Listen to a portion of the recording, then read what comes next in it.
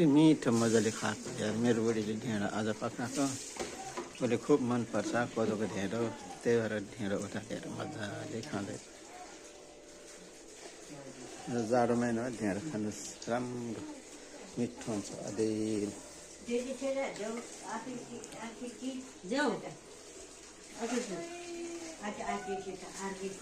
जामी पुरी जब जब धाम छ क्या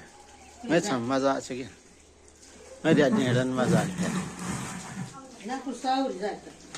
अच्छा साहु हालेछ ए ढेँडो साहु कि ढेँडोमा चाहिँ साहु हाले ढेँडोमा चाहिँ साहु